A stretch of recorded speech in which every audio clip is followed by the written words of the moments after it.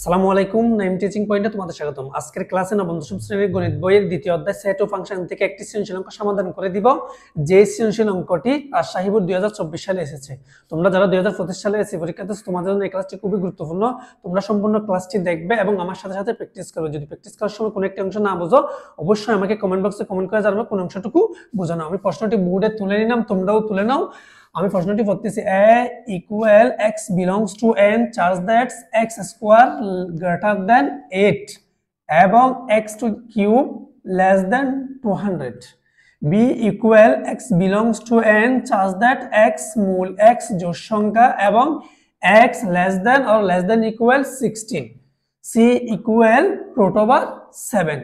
কোন প্রশ্ন বলতেছে আমাদেরকে 35 এবং 45 এর সকল গুণনীয়কের সেট নির্ণয় করো। সেট নির্ণয় করো, আমাদের বুঝতে হবে সেট হচ্ছে ইন্টারসেকশন, অর্থাৎ দুইটি 35 এবং 45 এর গুণনীয়কের মাঝখানে ইন্টারসেকশন ব্যবহার করা, এটাকে বলা হয় সেট। তাহলে আমাদের প্রথম কাজটা হচ্ছে গুণনীয়ক নির্ণয় করা, অর্থাৎ কি 35 এর গুণনীয়ক 45 এর গুণনীয়ক, এরপর হচ্ছে এগুলার আমরা সেট নির্ণয় করব। তাহলে প্রথমে আমি কোন অঙ্কটি সমাধান করতেছি।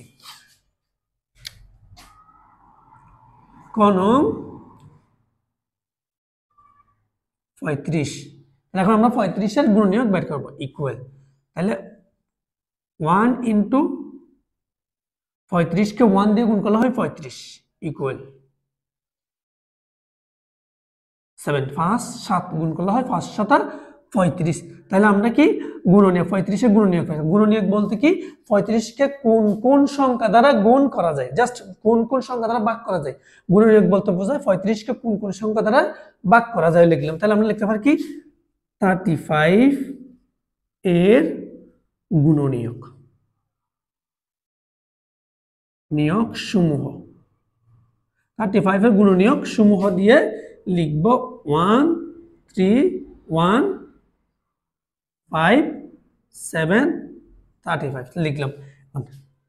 এখন আমরা 40 তাহলে 45 ইকুয়াল 1 ইনটু 45, তাহলে আমরা 45 3 ইনটু 15, 3 আর 15 গুণ করলে 3 15 45 ইকুয়াল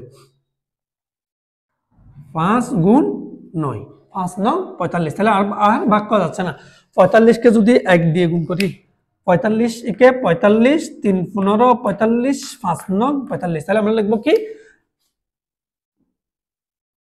45 এর গুণনীয়ক সমূহ, 45 এর গুণনীয়ক সমূহ, তাহলে 1 3 5 9 15 45, 45 1 3 5 9 1 5 45। তাহলে কি 45 এর গুণনীয়ক বের করছি, 35 এর গুণনীয়ক আমাদের 45 ও 45 এর সকল গুণনীয়কের সেট। আমরা লিখব কি, আমি পাশে লিখতেছি যেহেতু আমার জায়গা নাই, তোমরা অবশ্যই নিচে লিখবা। আমরা লিখব কি 35 ও 45 এর সকল গুণনীয়কের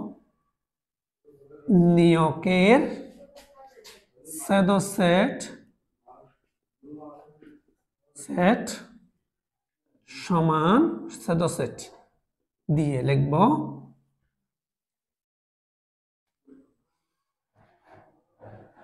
1 5 7 35 ইন্টারসেকশন 1 3 5 9 15 45 ইকুয়াল।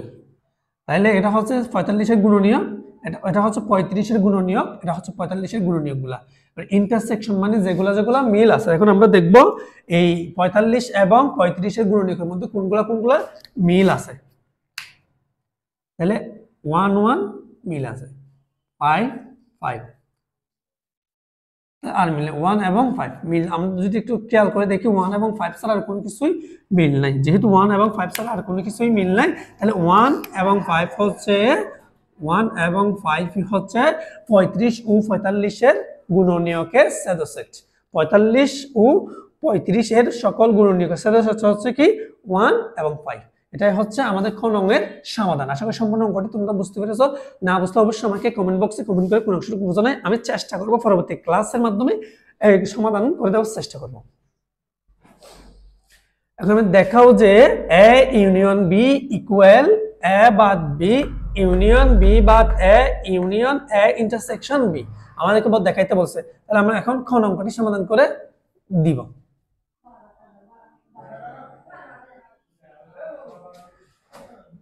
তাহলে দেখো এ ইউনিয়ন বি, প্রথম আমরা বাম পক্ষের কাজটা করি এ ইউনিয়ন বি। তাহলে আমরা দেখতেছি খ অঙ্কটি যদি করতে যায় তাহলে এ এবং বি এর মান লাগবে, এ এবং বি এর মান লাগবে। তাহলে দেওয়া আছে a equal x belongs to n such that x square less than 8 এবং x cube 200 দেওয়া আছে। তাহলে আমরা কি x belongs to n, n হচ্ছে স্বাভাবিক সংখ্যা সেট, এখানে n equal second bracket 1 2 3 4 5 6 7 অর্থাৎ nটা হচ্ছে পূর্ণ সংখ্যা, nটা হচ্ছে স্বাভাবিক সংখ্যা, n হচ্ছে স্বাভাবিক সংখ্যা সেট। আর স্বাভাবিক সংখ্যা আমরা মানে আমরা বুঝি 1 2 3 4 5 এগুলো হচ্ছে স্বাভাবিক সংখ্যা। তাহলে n ইকুয়াল 1 হলে তাহলে আমরা আমাদেরকে এখন শর্তটা কি দিছে x square less greater than 8 এবং x cube less than 200। x equal 1 হলে তাহলে x স্কয়ার ইকুয়াল 1 এর উপর স্কয়ার ইকুয়াল 1, তাহলে 1টা কি 8 থেকে ছোট এবং x কিউব 1 এর উপর কিউব দিলে হয় কি 1, তো x এর উপর পাওয়ার কিউব 1 এর x এর মান হচ্ছে 1 কিউব ইকুয়াল 200। তাইলে গ্রেটার দেন এটা হচ্ছে কি 200। তাহলে আমাদেরকে এখানে যে কাজটা বলছে 1টা 8 থেকে বড় হতে হবে, মানে শর্তটা অনুযায়ী x স্কয়ারের মান 8 থেকে বড় হতে হবে, x কিউবের মান 200 থেকে ছোট হবে। তাহলে এটা 8 থেকে বড় হয় না, তাহলে আমরা কি এটা কাটা, মানে এই শর্তটা আমরা নিতে পারতেছি। তাহলে x ইকুয়াল 2 হলে তাহলে x স্কয়ার ইকুয়াল 2 এর উপর স্কয়ার দিব, তাহলে হয় কি 4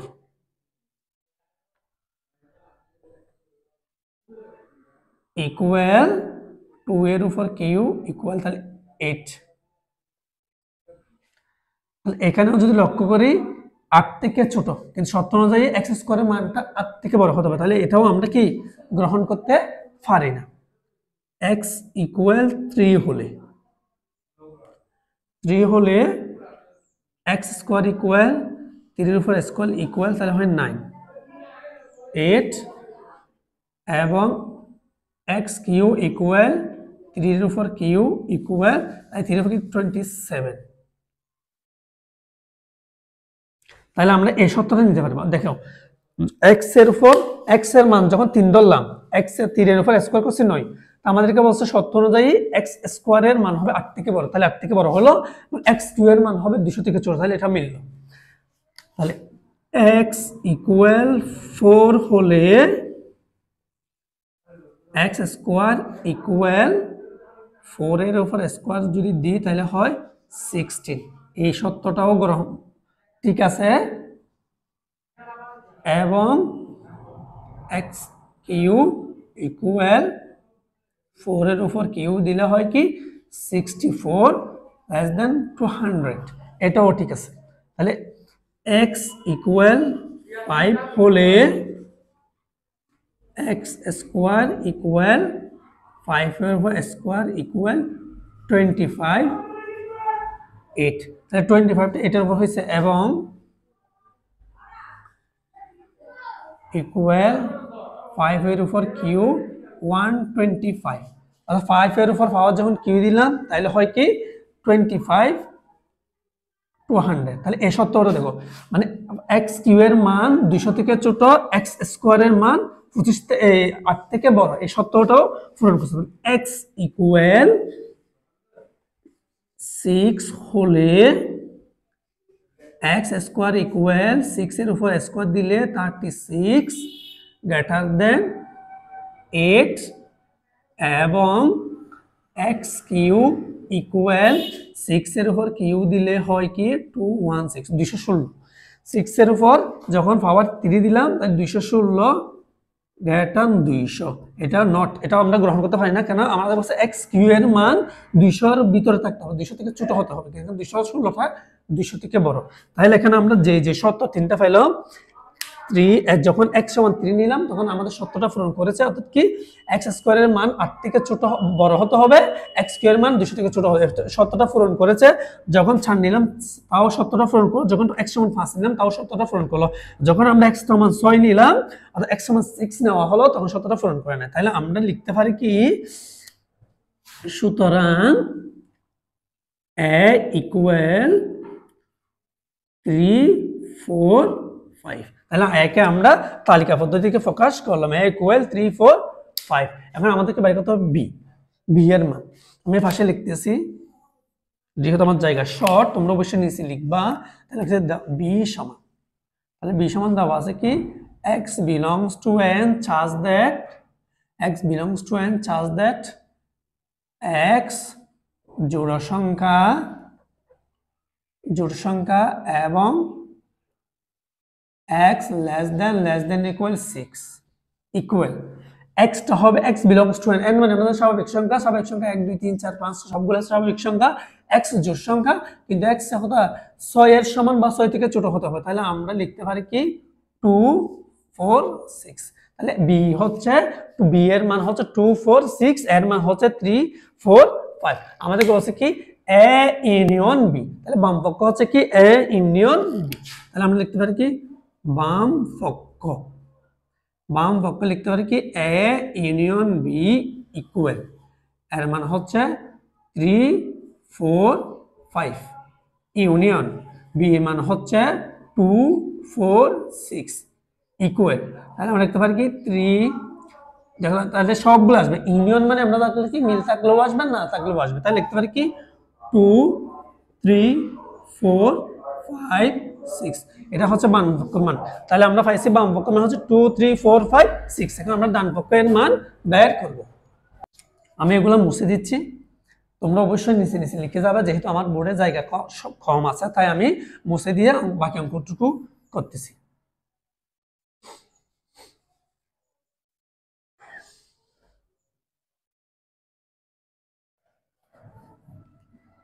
তাহলে এখন আমাদেরকে লাগবে a বাদ b।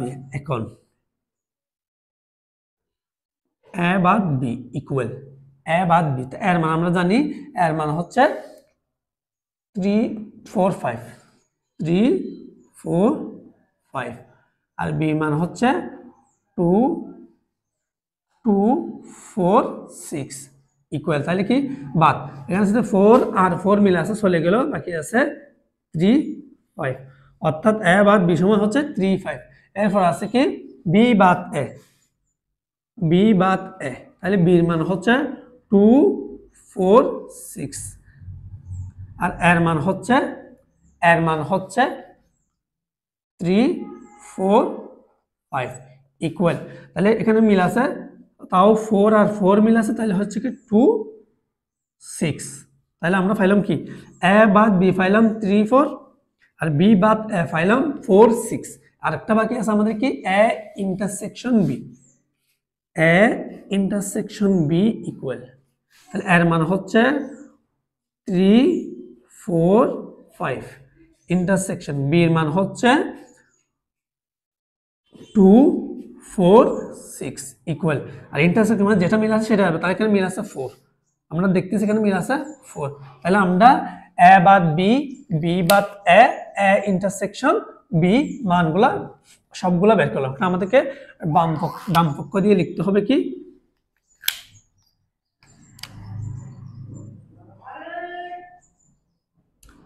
ডান পক্ষ ইকুয়াল a বাদ b ইউনিয়ন b বাদ a union a intersection b সমান।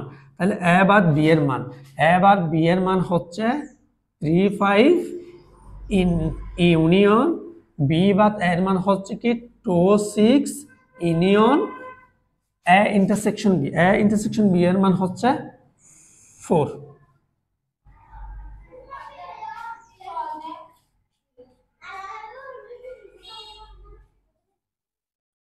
সমান, তাহলে এগুলো ইউনিয়ন মানে হচ্ছে সবগুলো আসবে, মিল থাকলেও আসে মিল না থাকলেও আসবে। যেহেতু মিল থাকলেও আসবে মিল না থাকলেও আসবে, তাহলে আমরা লিখতে পারি কি 2 3 4 5 6। তাহলে এদিকে বাম পক্ষের মান আসলো 2 3 4 5 6, ডান পক্ষের মানও আসলো 2 3 4 5 6। তাহলে বাম পক্ষের সাথে যেহেতু বাম পক্ষ মিলছে আমাদের দেখাতে বসে, তো আমরা লিখতে সুতরাং বাম পক্ষ সমান সমান ডান ডান পক্ষ,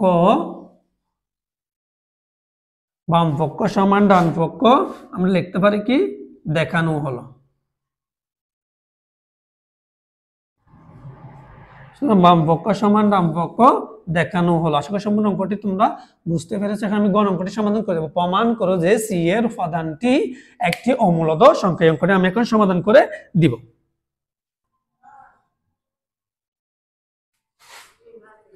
দেওয়া আছে সি ইকুয়াল √7, সুতরাং সি এর উপাদান সংখ্যা √7। সুতরাং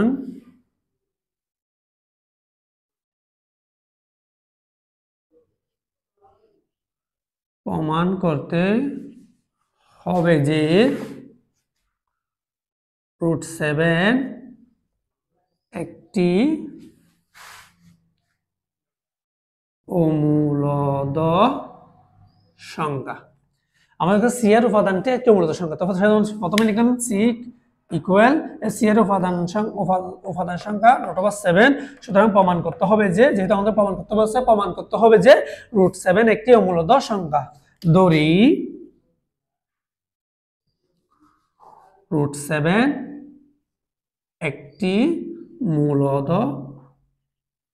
সংখ্যা। আমরা ধরলাম √7 একটি মূলদ সংখ্যা। যদি √7 একটি মূলদ সংখ্যা হয় তাহলে কি কি করতে হবে? যদি আমরা √7 কে মূলদ সংখ্যা প্রমাণ করতে না পাই, তার মানে এটা হচ্ছে অমূলদ সংখ্যা। তাহলে √7 ইকুয়াল P/Q। তাহলে কি লিখলাম? √7 হচ্ছে অর্থাৎ √7 কে P/Q আকারে প্রকাশ করা যায় কিনা দেখব। যেখানে পিউ উভয় পরস্পর সহমৌলিক স্বাভাবিক সংখ্যা।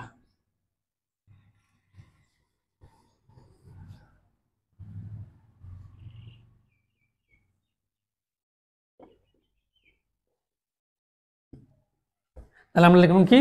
তাহলে √7 ইকুয়াল P/Q, যেখানে পিউ কিউ উভয় পরস্পর সহমৌলিক স্বাভাবিক সংখ্যা, বা √7 whole square equal P/Q whole square.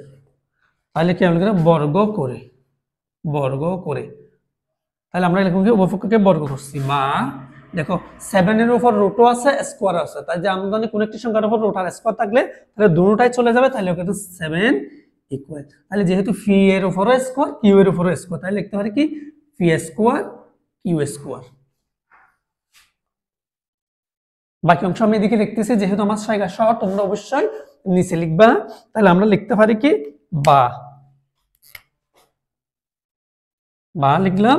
তাহলে 7Q equal Q P square, Q by P square. এখানে মধ্যে দেখো কিউ স্কয়ার অর্থাৎ দুইটা কিউ, তো একটা কিউকে আমি 7 এর সাথে দিয়ে দিয়েছি, আরেকটা কিউ এখানে রাখলি। আর এখানে আমরা লিখতে পারি আরেকটা লিখলে, এবং এই ভাষা একটু লিখুন, এবং পি কিউ গ্রেটার দেন 1, আর পি ও কিউ এর মান 1 থেকে বড় হতো। যদি পি ও কিউ এর মান 1 থেকে বড় না হয় তাহলে এখানে পি আর কিউ এর জায়গায় 1 1 বসে দিয়ে সংখ্যাটাকে কি করা হবে, মূলত করে দেওয়া যাবে। কিন্তু আমাদেরকে প্রমাণ করতে বলছে কি অমূলত, তাই আমরা অবশ্যই পি ও কিউ এর মান 1 থেকে বড় হতে হবে। ধরো এখানে 5 বসালাম, এখানে 4 বসালাম, যাতে ভগ্নাংশ থাকে। অর্থাৎ ভগ্নাংশ এখানে যদি এটা হচ্ছে পূর্ণ সংখ্যা, এটা হচ্ছে ভগ্নাংশ, এভাবে যদি আমরা শেষ পর্যন্ত নিয়ে যেতে পারি তাহলে হয়তো হবে কি অমূলত সংখ্যা। যদি পি ও কিউ এর মান 1 ধরা যায় তাহলে পি আর কিউ এর মান 1 ধরলাম, কিউ এর মান 1 ধরলাম, তাহলে কাটাকাটি করে দিলে কি হয়, এটাও পূর্ণ সংখ্যা চলে আসে, তাহলে এটা মূলত সংখ্যা হয়ে যাবে। তা কিন্তু আমাদের কি বলছে অমূলত সংখ্যা রাখতে হবে, তাই আমরা কি করলাম এদিকে রাখলাম এবং পি কিউ গ্রেটার দেন 1 এটাকে বসাতে হবে। বা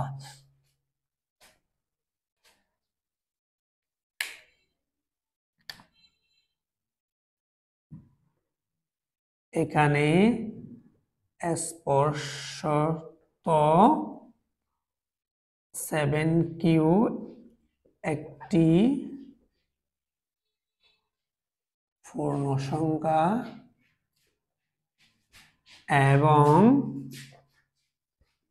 পি স্কোয়ার বাই কিউ পূর্ণ সংখ্যা নয়। একটি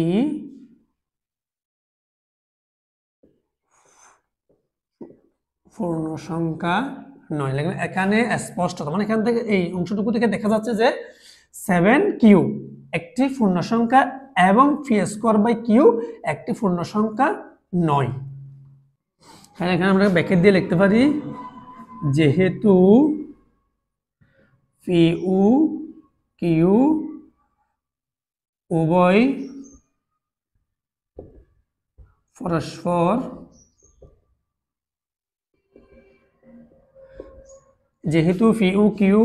পরস্পর সহমৌলিক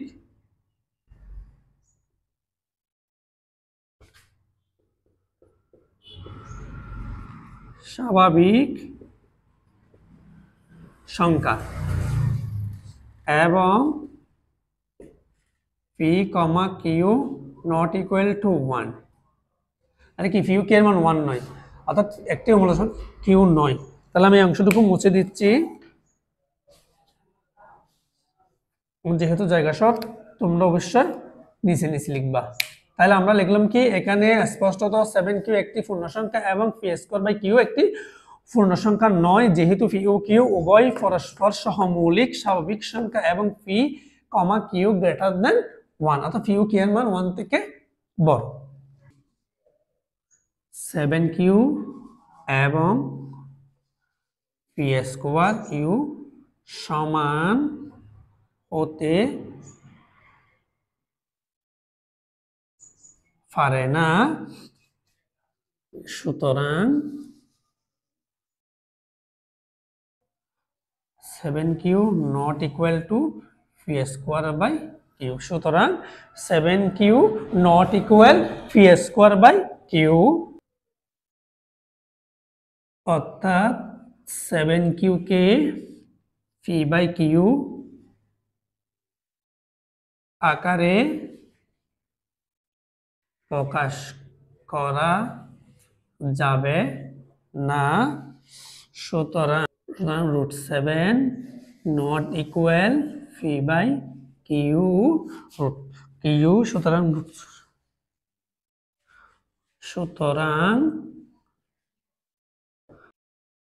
√7 একটি অমূলদ সংখ্যা। তাইলে আমরা লিখতে পারি সুতরাং √7 একটি অমূলদ সংখ্যা। যেহেতু √7 কে পি বাই কিউ আকারে প্রকাশ করা যাবে না, সেহেতু √7 একটি অমূলদ সংখ্যা, অর্থাৎ পি বাই কিউ একটি ভগ্নাংশ আর √7 একটি পূর্ণ সংখ্যা, যার কারণে কি করা যাবে না, একটা সময় এটা হচ্ছে না। তাই আমরা লিখতে পারি সুতরাং √7 একটি অমূলদ সংখ্যা। আমাদের কিছু প্রমাণ করো, যেহেতু বলছে তাহলে আমরা ব্র্যাকেট দিয়ে লিখতে পারি কি প্রমাণিত। ব্র্যাকেট দিয়ে লিখতে পারি কি আমরা প্রমাণিত। √7 একটি অমূলদ সংখ্যা প্রমাণিত। আশা করি সম্পূর্ণ উত্তরটি তোমরা বুঝতে পেরেছো। যদি অঙ্কটি কোনো একটি অংশ না বুঝো অবশ্যই কমেন্ট বক্সে কমেন্ট করে জানাবা কোন অংশটুকু বোঝো নাই।